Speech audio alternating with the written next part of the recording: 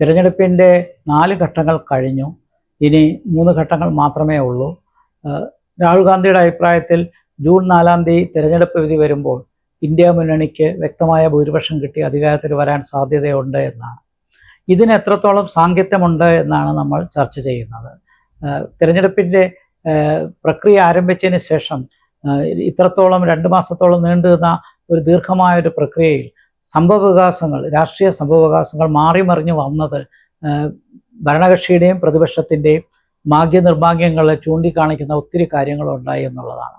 ഇതോടൊപ്പം തിരഞ്ഞെടുപ്പ് സംവാദത്തിൽ നമ്മൾ കാണുന്നതിനപ്പുറം ആരോഗ്യപരമല്ലാത്ത ആരോപണങ്ങളും പ്രത്യാരോപണങ്ങളും ഉണ്ടായി എന്നുള്ളതും നിർഭാഗ്യവശാൽ നമുക്കിവിടെ ചൂണ്ടിക്കാണിക്കേണ്ടിയിരിക്കുന്നു.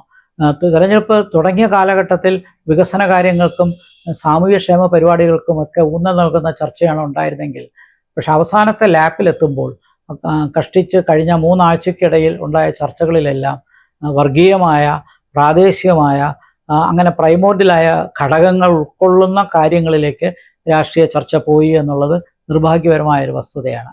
എന്തായാലും ജൂൺ 4-ന്റെ തിരഞ്ഞെടുപ്പ് വിധി വരുമ്പോൾ എന്ത് മാറ്റമാണോ ഉണ്ടാകുന്നു എന്നുള്ളതാണ് നമ്മളിവിടെ ചർച്ച ചെയ്യുന്നത്.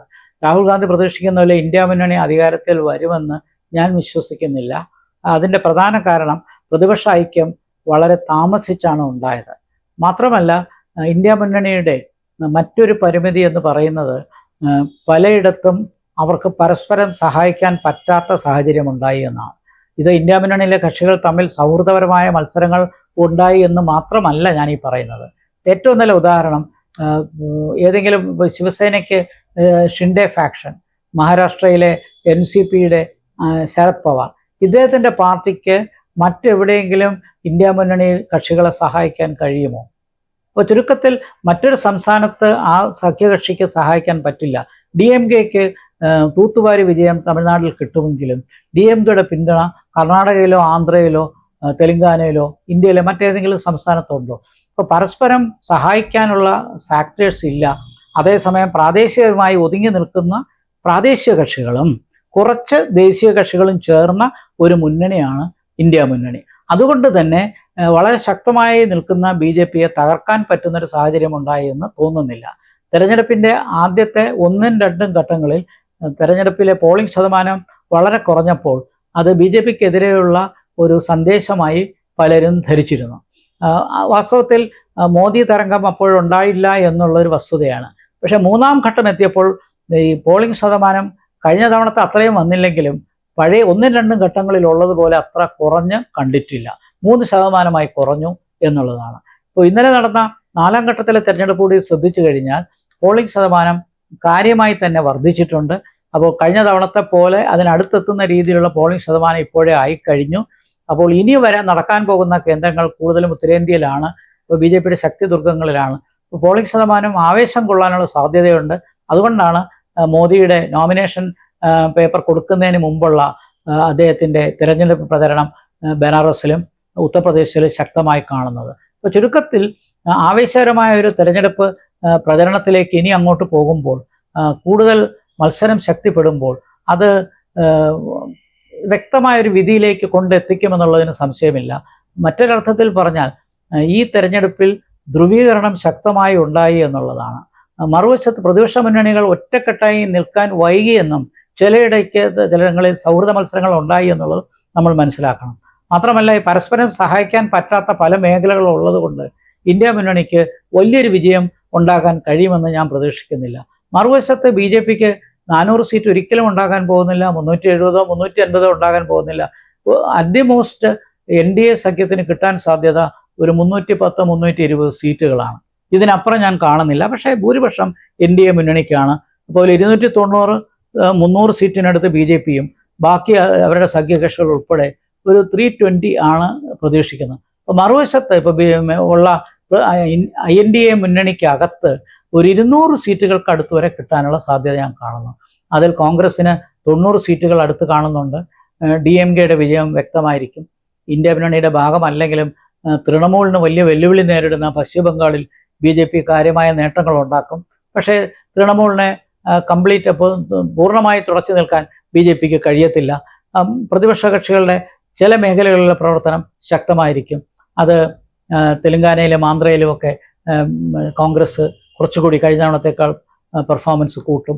ഇങ്ങനെയുള്ള സാഹചര്യങ്ങൾ ഉള്ളപ്പോൾ ഒരു 200-210 സീറ്റുകൾ അങ്ങേയറ്റമേ INDIA മുന്നണിക്ക് കിട്ടാൻ സാധ്യതയുള്ളൂ. ഞാൻ INDIA മുന്നണി എന്ന് പറയുമ്പോൾ അതിനകത്തൊരു കോൺട്രഡിക്ഷൻ ഉണ്ട്. അലയൻസ് മുന്നണി ഒന്ന് തന്നെയാണ്. പ്രതിപക്ഷ മുന്നണി എന്ന് പറയുന്നതായിരിക്കും കുറച്ചുകൂടെ ശക്തി. ആ പ്രതിപക്ഷ മുന്നണിക്ക് 200-210 സീറ്റാണ് അങ്ങേയറ്റം നമുക്ക് പ്രതീക്ഷിക്കാവുന്നത്. മാത്രമല്ല, പോളിംഗ് ശതമാനം വർദ്ധിച്ചതിന് ശേഷം BJP കേന്ദ്രങ്ങളിൽ കൂടുതൽ ആത്മവിശ്വാസം ഉണ്ടായി എന്നുള്ളത് നമ്മൾ ശ്രദ്ധിക്കണം. മാത്രമല്ല, ദക്ഷിണേന്ത്യയിൽ പോലും തെലങ്കാനയിൽ BJPക്ക് 8 സീറ്റ് അവർ പ്രതീക്ഷിക്കുന്നുണ്ട്. ആന്ധ്രയിൽ തെലുഗുദേശം പാർട്ടിയുടെ കൂടെ ചേർന്ന് BJP കുറച്ച് സീറ്റുകൾ നേടും. കർണാടകയിൽ 18 സീറ്റെങ്കിലും 28-ൽ കിട്ടാൻ BJPക്ക് സാധ്യതയുണ്ട്. തമിഴ്നാട്ടിൽ 1-2 സീറ്റുകളും മറ്റും. അങ്ങനെ പോകുമ്പോൾ ദക്ഷിണേന്ത്യയിൽ പോലും കഴിഞ്ഞ തവണത്തേക്കാൾ 1-2 സീറ്റുകൾ കൂടുതൽ കിട്ടാനുള്ള സാഹചര്യം BJPക്ക് ഉള്ളപ്പോൾ വടക്കേ ഇന്ത്യയിലെ BJPയുടെ ശക്തി, പ്രത്യേകിച്ച് ഉത്തർപ്രദേശിൽ കഴിഞ്ഞ തവണത്തേക്കാൾ കൂടുതൽ സീറ്റ് കിട്ടുകയും ആസാമിൽ 1 സീറ്റെങ്കിലും കൂടുതൽ കിട്ടുകയും പശ്ചിമ ബംഗാളിൽ ഒരു 6 സീറ്റെങ്കിലും കൂടുതൽ കിട്ടുകയും ചെയ്യുമ്പോൾ ചിലയിടത്തുണ്ടാകുന്ന നഷ്ടങ്ങൾ, തീർച്ചയായിട്ടും ചിലയിടത്ത് നഷ്ടങ്ങളുണ്ട്. രാജസ്ഥാനിലും മധ്യപ്രദേശിലും ചെറിയ ചെറിയ നഷ്ടങ്ങളുണ്ടാകും. ഹരിയാനയിൽ നഷ്ടമുണ്ടാകും. പഞ്ചാബിൽ വലിയ നഷ്ടമുണ്ടാകും.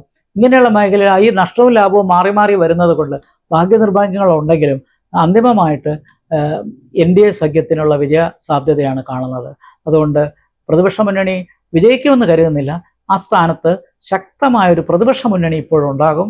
അതിന് ആം ആദ്മി പാർട്ടിയുടെ നേതൃത്വവും കോൺഗ്രസിനുണ്ടായ പുതിയ ആർജവും എല്ലാം സഹായിക്കും.